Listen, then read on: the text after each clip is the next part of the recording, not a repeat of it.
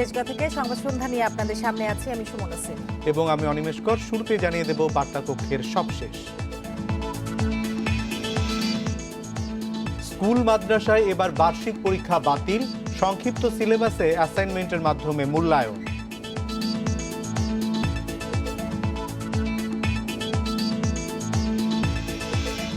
রোববার দেশে ফিরতে চান পিকে হালদার, অর্থ পাচার মামলায় গ্রেপ্তারের নির্দেশ হাইকোর্টের।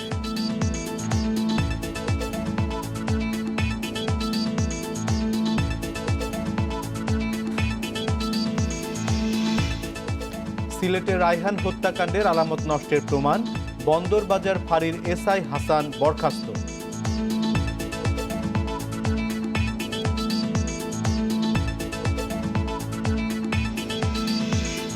দেবীর বোধনে দুর্গাপূজার আনুষ্ঠানিকতা শুরু, করোনা সতর্কতায় সন্ধ্যার পর মণ্ডপে যাওয়া নিষেধ।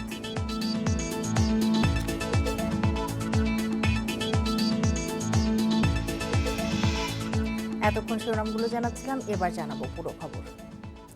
স্কুল মাদ্রাসায় এবছর বার্ষিক পরীক্ষা হচ্ছে না, অটো প্রমোশন পাবে শিক্ষার্থীরা। অ্যাসাইনমেন্টের মাধ্যমে তাদের মূল্যায়ন করা হবে। এজন্য 30 দিনের একটি সংক্ষিপ্ত সিলেবাস তৈরি করা হয়েছে বলে জানিয়েছেন শিক্ষামন্ত্রী। দুপুরে অনলাইন সংবাদ সম্মেলনে এসব কথা জানান মন্ত্রী।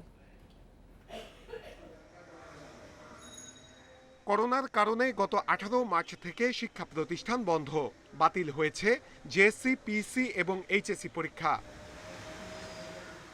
এবার বার্ষিক পরীক্ষাও বাতিলের সিদ্ধান্ত নেওয়া হয়েছে। শিক্ষামন্ত্রী জানান, 30 দিনের একটি সংক্ষিপ্ত সিলেবাস তৈরি করা হয়েছে। এই সিলেবাসের উপরে সাপ্তাহিক অ্যাসাইনমেন্ট দেয়া হবে। সেটির উপরে শিক্ষার্থীদের দুর্বলতাগুলো বোঝা যাবে। তবে এটি নিয়ে কোনো চাপ হবে না শিক্ষার্থীদের। এবার কোনো বার্ষিক পরীক্ষা হচ্ছে না। আমরা এই 30 কর্মদিবসের এই সিলেবাসটি, সংক্ষিপ্ত সিলেবাসটি আমরা আবার করব। এটি অনেকটা যারা ইতোমধ্যে করেছেন তাদের জন্য একটা রিভিশন মতো হবে। এই সিদ্ধান্তে শিক্ষক, শিক্ষার্থী, অভিভাবকরা খুশি। যে সিদ্ধান্তটা সরকার নিয়েছে এটা খুবই ভালো একটি সিদ্ধান্ত এবং ছাত্রছাত্রীর জন্য তাদের পড়ালেখার মূল্যায়নটা পায় সেদিকে নজর রাখতে হবে। আপাতত আমরা আমাদের অ্যাসাইনমেন্টের উপর বেশি গুরুত্ব দিব। আমরা অ্যাসাইনমেন্টের জন্য স্টুডেন্টের আইডি এবং রোল নাম্বার দেখে ভিন্ন ভিন্ন টপিক দিব, যাতে তারা গ্রুপ অ্যাসাইনমেন্ট না দিয়ে সঠিকভাবে শিখে আমাদের কাছে উপস্থাপন করতে পারে। শিক্ষা গবেষকরা বলছেন, ভালো সিদ্ধান্ত হয়েছে। অ্যাসাইনমেন্টের সিদ্ধান্ত নেয় শিক্ষার্থীরা এখন পড়াশোনার সঙ্গে থাকবে। তা আমি মনে করি এই সিদ্ধান্তের বাইরে আসলে অন্য কোনো বিকল্প তো আপাতত আমাদের হাতে নেই। তো এখন যে সরকার সিদ্ধান্তটি নিয়েছে এটি শিক্ষার্থীদেরাও কি করবে, এক ধরনের এঙ্গেজমেন্টের মধ্যে থাকবে। যেসব প্রতিষ্ঠানের সামর্থ্য আছে তাদের অনলাইনে শিক্ষা কার্যক্রম চালিয়ে যাওয়ারও আহ্বান জানিয়েছে মন্ত্রণালয়। Nure Alam, Independent news, Dhaka. International Leasing and Finance Service লিমিটেডের পরিচালক প্রশান্ত কুমার হালদার দেশে ফিরলেই গ্রেপ্তারের নির্দেশ দিয়েছে হাইকোর্ট। দেশে ফিরে তিনি যেন পাওনাদারদের টাকা পরিশোধ করতে পারেন সেজন্য সহযোগিতা করতে বলা হয়েছে। দুপুরে বিচারপতি মোহাম্মদ খুরশিদ আলম সরকারের একক হাইকোর্ট বেঞ্চ এই আদেশ দেন। আদালতে পিকে হালদারের পক্ষে শুনানি করেন মাহফুজুর রহমান মিলন। দুদকের পক্ষে ছিলেন খুরশিদ আলম খান। পিকে হালদারের দেশে ফিরতে বাধা নেই, তবে গ্রেপ্তার না করে মামলা স্থগিতের আবেদন খারিজ করেছে আদালত। মামলা অনুযায়ী ব্যবস্থা নিতে দুদক ও আইন শৃঙ্খলা বাহিনীকে নির্দেশ দেওয়া হয়েছে। 25 অক্টোবর দুবাই থেকে এমিরেটস এয়ারলাইন্সের বিমানে দেশে ফেরার কথা রয়েছে পিকে হালদারের। তার বিরুদ্ধে 3.5 কোটি টাকা পাচারের অভিযোগ।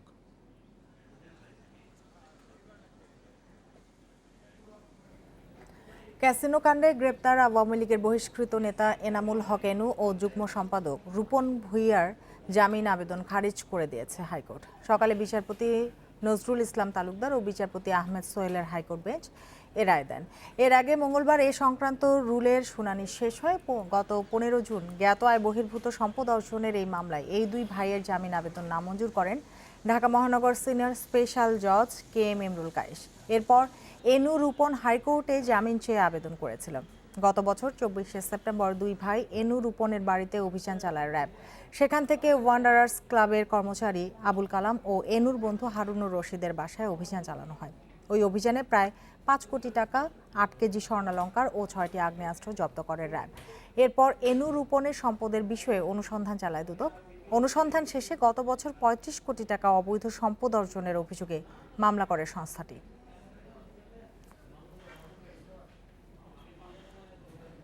মৌলভীবাজারের কাশিমপুরে পাম্প কেনায় দুর্নীতির প্রমাণ পাওয়ায় পানি উন্নয়ন বোর্ড পাওবোর প্রধান প্রকৌশলী চৌধুরী নাজমুল আলম সহ ১১ জনের বিরুদ্ধে মামলা করেছে দুর্নীতি দমন কমিশন।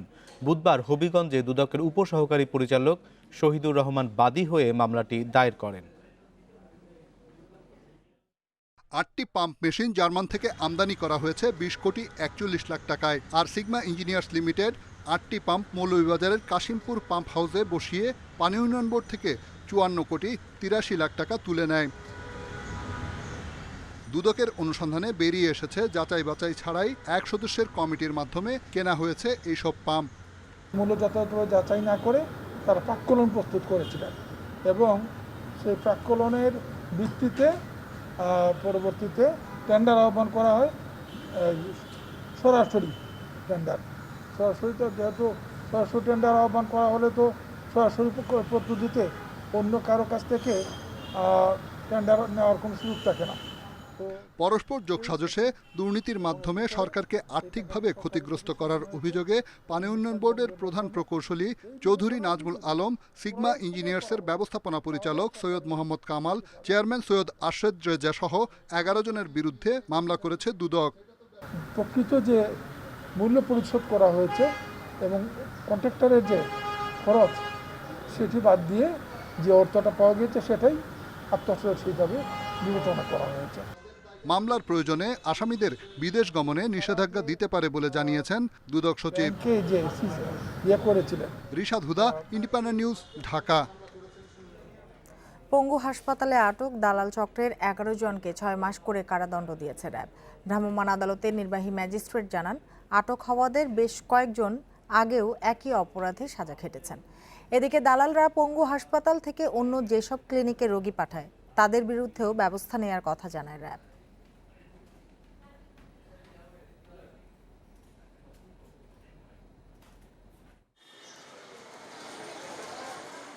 সরকারি হাসপাতাল থেকে রোগীদের বেসরকারি হাসপাতাল বা ক্লিনিকে সরিয়ে নেওয়ার ঘটনা নতুন নয়। দেশের বিভিন্ন জেলা থেকে জটিল রোগ নিয়ে উন্নত চিকিৎসার জন্য পঙ্গু হাসপাতালে আসা রোগীদেরও পড়তে হচ্ছে দালাল চক্রের খপ্পরে। 18 তারিখ ওই মহিলাটা আমাকে বলতেছে, কই এইখানে রাইখা কোনো লাভ নাই, তোমার বাইরে আমার এক প্রফেসর আছে ওইখানে নিয়ে যাও। আমার জামাইকে নিয়ে অন্য হাসপাতাল নিয়ে 2-3 হাজার টাকা নিয়ে গেছে, 25,000 টাকাটা ব্যবস্থা বলি ওরা নিয়ে যখন আর টিয়া নাই তো ভাগাই দিই। আমার ছেলে এখানে আমরা ভর্তি করাইছি। এমন অভিযোগের ভিত্তিতে বুধবার পঙ্গু হাসপাতালে অভিযান চালায় র্যাবের ভ্রাম্যমাণ আদালত। আটক করা হয় 11 জনকে। এই কাজের জন্য ক্লিনিক থেকে মাসে আয় 10 থেকে 12,000 টাকা। এদেরকে বললে রুগী দিতাম, কোনো সময় ফার্মেসি যেতাম, বললে দিলে দিল, না দিলে আমি চলে যেতাম। এই আপনারা দিতে কত? আমার মাসে 12,000 টাকা বেতন। আর আমি তখন কাজ করি না তো স্যার, ওই যে একবার জরিমানা দিয়ে আমি গেছি। মক্কা আছে, কিচেন আছে, এদিকে আছে। 1,000 দেয়, 500 দেয়, কোনো সময় 2,000 টাকা দেয়। র্যাবের নির্বাহী ম্যাজিস্ট্রেট জানান, সরকারি হাসপাতাল দালাল মুক্ত করতে অভিযান অব্যাহত থাকবে। যারা মূলত প্রান্তিক শ্রেণীর মানুষ তারা এই যে নিটোরের গেটেই ঢুকতে পারে না, অর্থাৎ একটা বড় সিন্ডিকেট তৈরি করে রাখা হয়েছে এই বাইরে। তারা নানা ধরনের তাদেরকে হুমকি ধামকি এবং ব্রেন স্টর্মিং বা ব্রেন ওয়াশ করে যে এখানে সেবা হবে না, এখানে ভালো সেবা না, আপনারা পাশের হসপিটাল আছে, বেসরকারি বিভিন্ন হসপিটাল, সেখানে গেলে আপনার অল্প খরচে উন্নত মানের চিকিৎসা পাবেন, ভালো স্পেশালাইজড ডক্টর আছে, অর্থাৎ নানা ধরনের কথা। প্রতারণা থেকে রক্ষা পেতে রোগীদের সচেতন থাকারও আহ্বান জানায় র্যাব। মাহমুদ শরীফ, ইন্ডিপেন্ডেন্ট নিউজ, ঢাকা। দেশে করোনায় আরও 24 জনের মৃত্যু হয়েছে। এর মধ্যে পুরুষ 19 এবং নারী 5 জন। এ নিয়ে মোট প্রাণহানি হল 5,723 জনের। 110টি ল্যাবে 24 ঘন্টায় 14,086 নমুনা পরীক্ষায় করোনা শনাক্ত হয়েছে 1,545 জনের। পরীক্ষা বিবেচনায় শনাক্তের হার 10.97%। বুধবার স্বাস্থ্য অধিদপ্তরের বিজ্ঞপ্তিতে জানানো হয়, দেশে মোট করোনা আক্রান্তের সংখ্যা দাঁড়ালো 3,93,131 জনে। সুস্থ হয়েছেন আরও 1,704 জন। এ নিয়ে মোট সুস্থ 3,08,845 জন।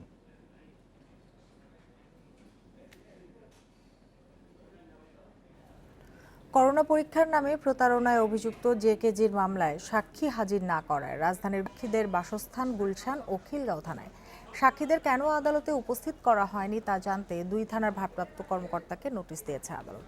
এ সময় সাবরিনা ও আরিফ সহ 8 আসামি আদালতে উপস্থিত ছিলেন।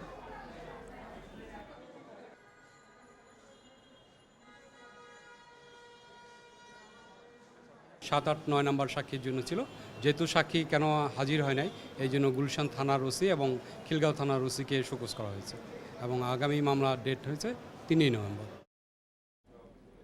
সিলেটে পুলিশ ফাঁড়িতে রায়হানের মৃত্যুর ঘটনার আলামত নষ্ট ও তাকে হত্যায় অভিযুক্ত এসআই আকবরকে পালাতে সহায়তার অভিযোগে বন্দরবাজার ফাঁড়ির এসআই হাসান উদ্দিনকে বরখাস্ত করা হয়েছে। সন্ধ্যায় এ তথ্য নিশ্চিত করেছেন সিলেট মহানগর পুলিশের মুখপাত্র অতিরিক্ত উপকমিশনার BM আশরাফুল্লাহ তাহের।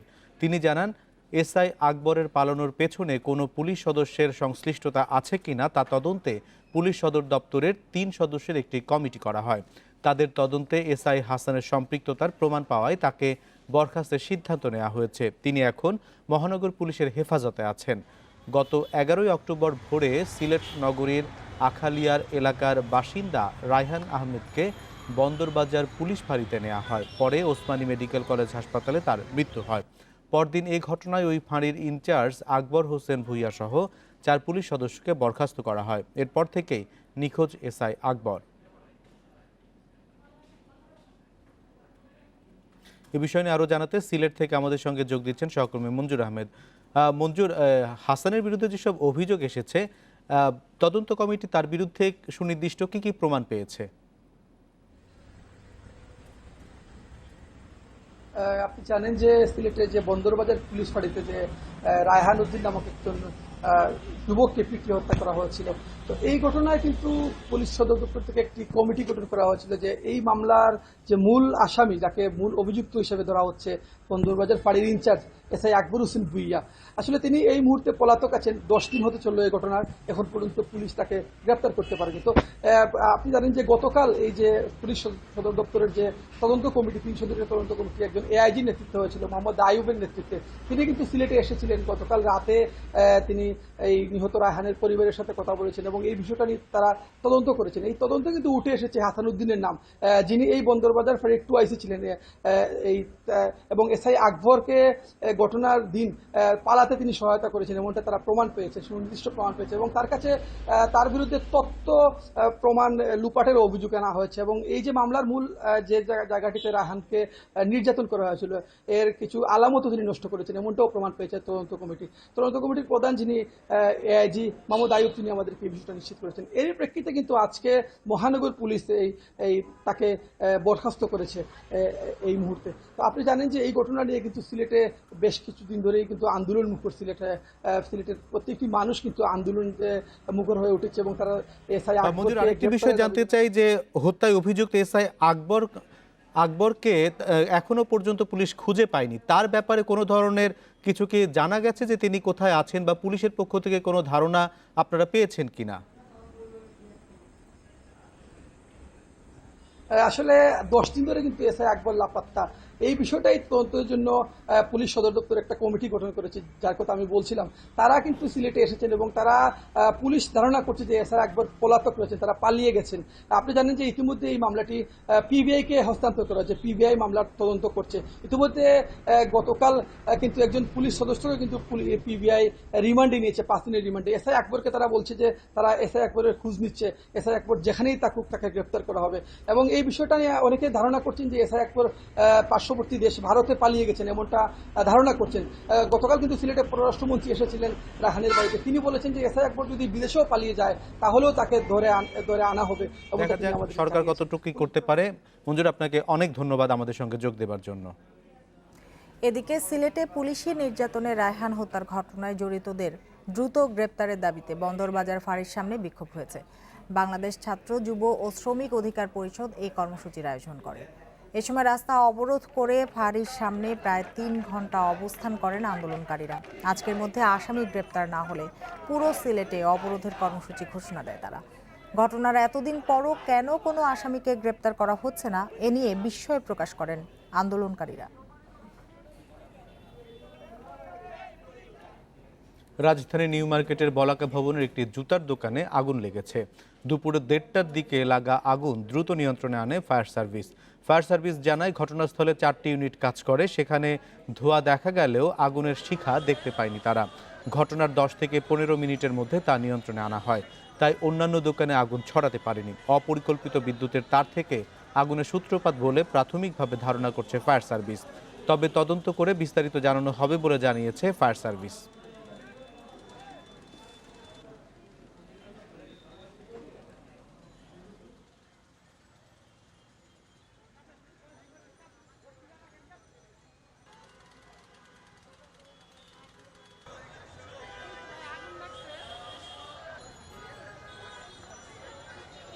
টোটাল নিয়ন্ত্রণে না, টোটালি শেষ, আগুন নেই আর। তবে ধোঁয়া বের হচ্ছে, এটা সমস্যা নেই, কিন্তু এখানে মালামাল এমনভাবে আছে, আমি মালিকের কাছে জিজ্ঞাসা করেছিলাম যে এখানে কি পরিমাণ মালামাল আছে। তারা আমাদের ধারণা দিয়েছে যে প্রায় 2000 জোড়ার মতো জুতা আছে। এটা অনেক হিউজ পরিমাণ জুতা, যেটা একটা না। শ্রমিক ধর্মঘটের কারণে দেশের বিভিন্ন বন্দর ও ঘাটে খালাসের অপেক্ষায় 22 লাখ টনের বেশি পণ্য। এতে ক্ষতির মুখে পড়েছেন ব্যবসায়ীরা। খোরাকি ভাতা, নিয়োগপত্র দেয়া, সার্ভিস বুক চালু সহ 11 দফা দাবিতে ধর্মঘট চালিয়ে যাচ্ছে নৌযান শ্রমিকেরা। কর্মবিরতির কারণে স্থবির হয়ে পড়েছে চট্টগ্রামের 16টি ঘাট। বন্দরের বহির্নোঙরে কয়েক লাখ টন পণ্য নিয়ে খালাসের অপেক্ষায় আছে কয়েকটি জাহাজ। বিভিন্ন বন্দর ও ঘাটে আটকে আছে 22 লাখ টন পণ্য। দাবি তো আমাদের খোরাকিটা, তারপর আমাদের মৃত্যুকালীন একটা ভাতা বা কিছু পাওয়া, সেইটাই। কিন্তু আসলে তো আমরা জাহাজ শ্রমিক সবচেয়ে অবহেলিত। শ্রমিক নেতারা জানান, এর আগেও নৌ শ্রমিকদের দাবি নিয়ে দফায় দফায় বৈঠক হলেও মালিকপক্ষ দাবি বাস্তবায়ন না করায় ধর্মঘটে যেতে বাধ্য হয়েছেন তারা। এই অবস্থায় একমাত্র আমাদের বিশেষ করে ডিজিসিপিংয়ের সমস্যাগুলো সমাধান আর মালিকের খোরাকি ভাতাটা আমাদেরকে দিয়ে যদি সমাধান হয়ে যাবে, আর না হইলে এটা অনির্দিষ্টকালের জন্য কর্মবিরতি চলতে থাকবে। বাগেরহাটের মংলা বন্দর, খুলনার বিভিন্ন নদীর ঘাটে এবং যশোরের নোয়াপাড়ায় ছোট বড় 8 শতাধিক পণ্যবাহী নৌযান নোঙর ফেলে আছে। 10,000-এর বেশি নৌশ্রমিক কাজে যোগ না দেয়ায় পণ্য ওঠানামা বন্ধ রয়েছে। বরিশালের কীর্তনখোলা নদীর পাড়ে বিক্ষোভ মিছিল করেছে নৌশ্রমিকরা। দাবি আদায় না হওয়া পর্যন্ত ধর্মঘট চালিয়ে যাওয়ার হুঁশিয়ারি শ্রমিকদের। পুলিশের চাঁদাবাজি, মেরিনের অত্যাচার, ডাকাতি, ছিনতাই, নৌপথে চাঁদাবাজি এই আমরা রোধ করতে চাই এই আন্দোলনের মাধ্যমে। 5,000 পণ্যবাহী নৌযান বন্ধ থাকায় 10 লাখ টন মালামাল আটকা পড়েছে নারায়ণগঞ্জ বন্দরে। যত হুমকি দুমকি মামলা মকদ্দমা আসুক না কেন, আমরা আমাদের আন্দোলন অব্যাহত রাখবো ইনশাল্লাহ, এবং দাবি আদায় না হওয়া পর্যন্ত এই আন্দোলন আমরা চালিয়ে যাব। এছাড়া স্থবির হয়ে পড়েছে লক্ষ্মীপুর, চাঁদপুর, ব্রাহ্মণবাড়িয়া সহ বিভিন্ন নৌবন্দর। Mamunur Rashid, Independent News desk. জাতির জনক বঙ্গবন্ধু শেখ মুজিবুর রহমানের জন্ম শতবর্ষ উপলক্ষে আগামী 8 নভেম্বর বসছে জাতীয় সংসদের বিশেষ অধিবেশন। সেদিন সন্ধ্যা 6টায় একাদশ সংসদের 10ম অধিবেশনের আহ্বান করেছেন রাষ্ট্রপতি মোহাম্মদ আব্দুল হামিদ। এর আগে মুজিববর্ষ উপলক্ষে 22 ও 23 মার্চ বিশেষ অধিবেশনে আহ্বান করেছিলেন রাষ্ট্রপতি, কিন্তু করোনা মহামারীর কারণে পরে তা স্থগিত করা হয়। বাংলাদেশের স্বাধীনতার স্থপতি বঙ্গবন্ধুর জন্মশতবার্ষিকী সাড়ম্বরে উদযাপনে এবছরকে মুজিববর্ষ ঘোষণা করে নানা কর্মসূচি নেয় সরকার। এরই অংশ হিসেবে 9 জানুয়ারি সংসদের কার্য উপদেষ্টা কমিটির বৈঠকে এ উপলক্ষে বিশেষ অধিবেশনের সিদ্ধান্ত নেওয়া হয়।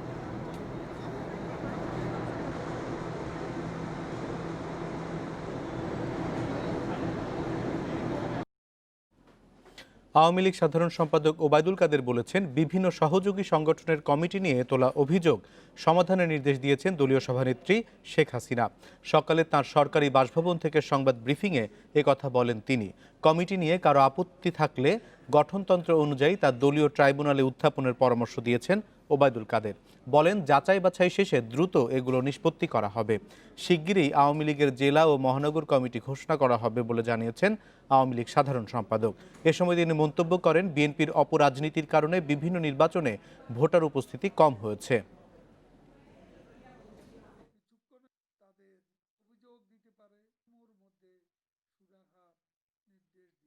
ঘোষিত কমিটির কোনো বিষয়ে কিংবা আপত্তি থাকলে প্রতিকার পাওয়ার ব্যবস্থাও রয়েছে।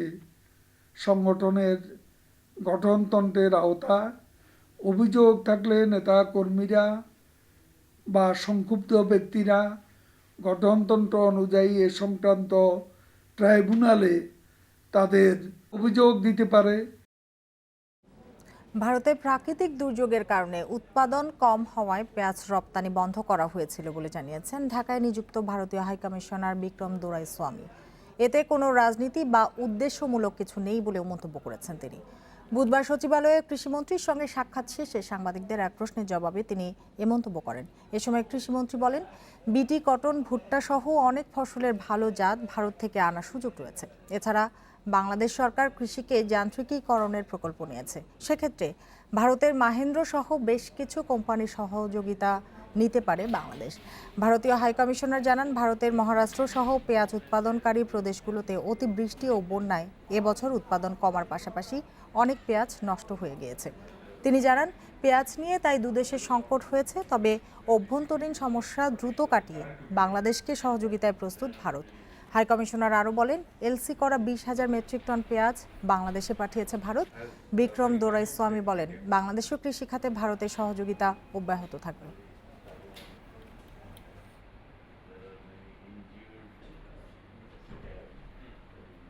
Working together in a range of fields in agriculture, and we want to expand that further.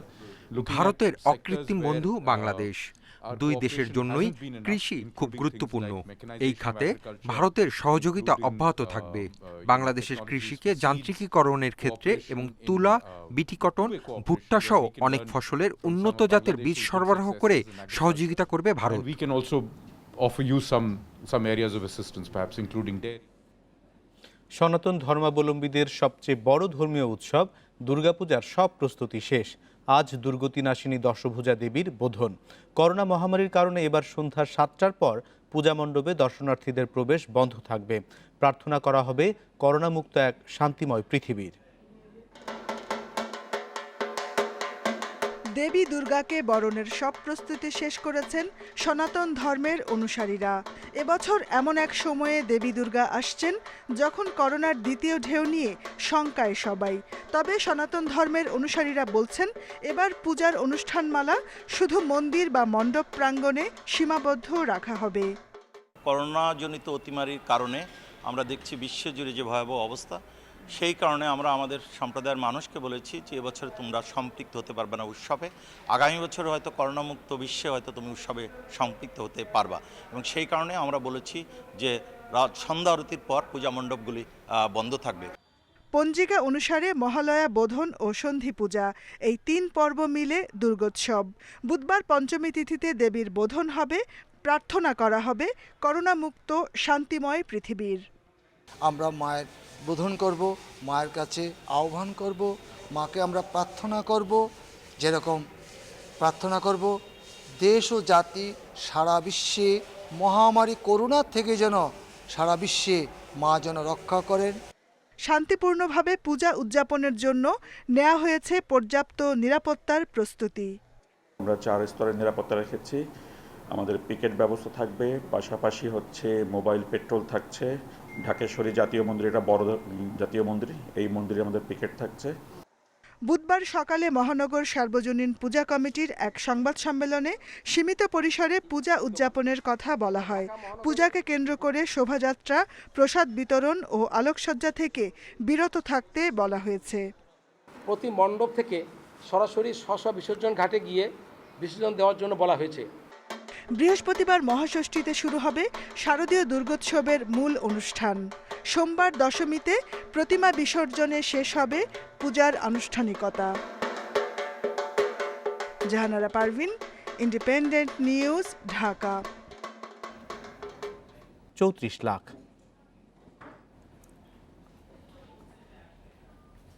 Corona মহামারীতে প্রায় 7 মাস বন্ধ দেশের ফুটবল। নেপালের বিপক্ষে প্রীতি ম্যাচের সূচি চূড়ান্ত হওয়ায় স্বস্তির সুবাতাস ফুটবল প্রেমীদের মাঝে। করোনা প্রোটোকল মেনে ফুটবলারদের প্রস্তুতির তোড়জোড় শুরু হয়েছে। প্রীতি ম্যাচের আগে 3 দফা করোনা পরীক্ষা হবে ফুটবলারদের, নিশ্চিত করেছে ন্যাশনাল টিমস কমিটি। অনলাইন মিটিংয়ে যোগ দিয়ে পরিকল্পনার কথা জানিয়েছেন হেড কোচ জেমি ডেও। দেশের খেলাধুলার বড় বিজ্ঞাপন ক্রিকেট। কিন্তু ক্রিকেটের আগেই ফুটবলের আন্তর্জাতিক ম্যাচের আয়োজক হচ্ছে বাংলাদেশ। নেপালের বিপক্ষে 13 ও 17 নভেম্বর দুটি প্রীতি ম্যাচ হবে বঙ্গবন্ধু স্টেডিয়ামে। সেই প্রস্তুতির বিষয় নিয়ে অনলাইন মিটিংয়ে বসেছিল ন্যাশনাল টিমস কমিটি। ম্যাচের আগে মোট 3 বার করোনা পরীক্ষা হবে ফুটবলারদের। 23 অক্টোবর ক্যাম্পে রিপোর্ট করার আগে একবার, ক্যাম্প শুরুর 1 সপ্তাহ পর দ্বিতীয়বার, আর শেষটা প্রীতি ম্যাচের আগে 9 অথবা 10 নভেম্বর। হেড কোচ জেমিডে সহ অধিনায়ক জামাল ভুঁইয়ার দেশে ফেরার তারিখও প্রায় চূড়ান্ত। Tarak Kazi, we expect him to come on 28th of October. Jamal Bhuiyan 29 October দেশে ফিরবে। হেড কোচ জেমি ডে আর অ্যাসিস্ট্যান্ট কোচ স্টুয়ার্ট সহ আমাদের গোলকিপিং কোচ, ফিটনেস কোচ দেশের বাইরে আছেন। এরা সবাই 29 অক্টোবরের মধ্যে ফিরে আসবে আশা করছি। নেপাল দলের জন্য 14 দিনের কোয়ারেন্টাইনের বাধ্যবাধকতা রাখছে না বাংলাদেশ। নেপাল দল চার্টার্ড বিমানে ওঠার 72 ঘন্টা আগে করোনা পরীক্ষা করবে। বাংলাদেশে নেমে আরও একবার তাদের পরীক্ষা হবে। কোভিডের লক্ষণ থাকলে 4 থেকে 5 দিনের মধ্যেই বোঝা যায়। 14 দিনের কোয়ারেন্টাইনে থাকার প্রয়োজন দেখি না। অনলাইন মিটিংয়ে যোগ দিয়ে জেমিডে গুরুত্ব দেন ফুটবলারদের ফিটনেসের উপর। করোনায় বড় বিরতির পরও তার কণ্ঠে আশাবাদ। বাংলাদেশের মতো নেপালও ফুটবল থেকে দীর্ঘদিন দূরে। ফিটনেসের অবস্থা ওদেরও ভালো না। আমাদের ফুটবলারদের ফিট হয়ে ওঠা জরুরি, তবেই ভালো ফুটবল খেলা সম্ভব হবে, আর সেই ক্ষেত্রে ওদের হারানো কঠিন হবে না। দু দলের অনুশীলন বঙ্গবন্ধু স্টেডিয়াম আর শেখ জামাল মাঠে। বিকল্প ভেন্যু হিসেবে থাকছে কমলাপুর।